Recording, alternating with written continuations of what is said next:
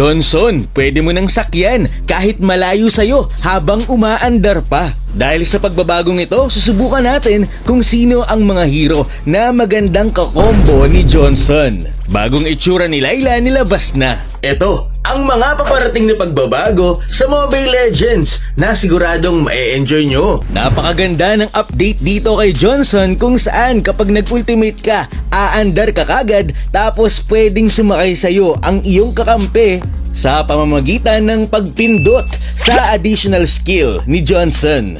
So ibig sabihin lang nito, sobrang dali na para kay Johnson magligtas ng kakampi.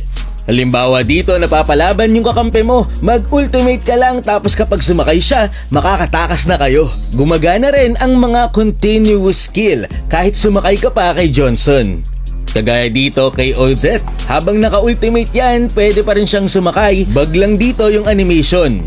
Ito yung pinakamatindi, yung Barats tapos Johnson combo. Hindi na kailangan ng Sylvana para madala nyo ang kalaban sa base. Nakakatakot itong kombong ito kapag nagkataon, tignan nyo naman oh. Kawawa talaga ang makakalaban. Pero napag-alaman ko na kapag ikaw ay naka-route control ng kalaban, hindi ka pwedeng sumakay. Sinubukan din namin yung Franco, tapos Johnson combo at ito ang nangyari. Ayun o, nadadala din yung kalaban, napakaangas.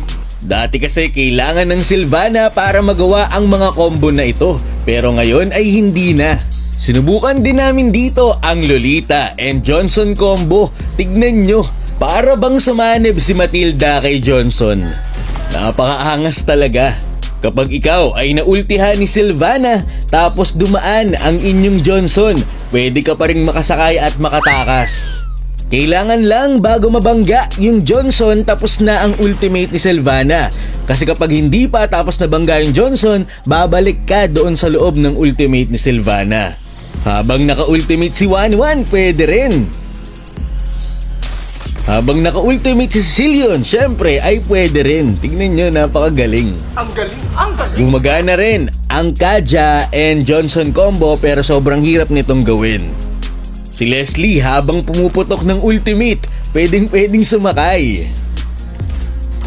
So dito naman, tatry ko kung makakasakay ba ang isa pang Johnson sa isa pang Johnson kung may Valentina. So yun, malinaw naman, naka-EXO, hindi pwede. Hindi rin pwedeng sumakay yung gulong na paikot-ikot kay Johnson. Ganon din yung Dragon, hindi rin pwedeng sumakay. Move naman tayo dito kay Matilda na dahil sa adjustment na ginawa sa kanya, pwede na talaga siyang maging assassin. Bukod sa pwede mo nang ma-redirect ang iyong ultimate sa kalaban, kung sino ang unang tatamaan ng second phase ng iyong ultimate ay magkakaroon ng marka. At alam naman natin kapag may marka ka ni Matilda, sa ilang tatama ang lahat ng kanyang first skill. Kaya naman kahit nasa malayo ka pa, kayang-kaya kang abutin ni Matilda. Kung kakampi mo naman si Matilda, hindi mo na kailangan magmadali na pindutin ang kanyang additional skill para makasakay dahil mas pinatagal na ito bago mawala. Pinabagal din ang charging time ng kanyang first skill para sakto sa ultimate. Yung ultimate naman niya, pinabagal ang flying time para magkaroon ka pa ng time para mamili kung sino ang tatargetin mo. Rafaela na buff, pinalawak ang sakop ng kanyang ultimate at hindi lang yun, pinabilis din ang pagtama nito. At nandito na nga ang bagong model ni Layla kung saan kapag nag-first kill ka at lumayo ang iyong range, ang basic attack ni Layla ay lumuluhod-luhod pa, napakaangas. Mas pinaganda na rin yung animation ng kanyang mga skill. Tignan yung second skill, paangat na talaga. Kay Vexana naman nagkaroon din ng adjustment kung saan mas pinabilis na ang paglipad ng kanyang first skill kaya ang bilis na nitong patamain sa kalaban. Halos hindi ka na makakailag sa first skill ni Vexana. Pinabilis din ang casting time ng second skill ni Vexana kaya naman saktong-sakto na ito sa first skill second skill combo.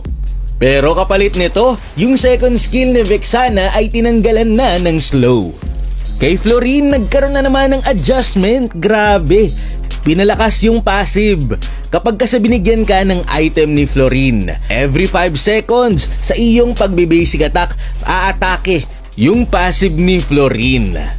Kita niyo dito yung lumalabas na kulay blue kay Hanabi. Yun yung passive ni Florin.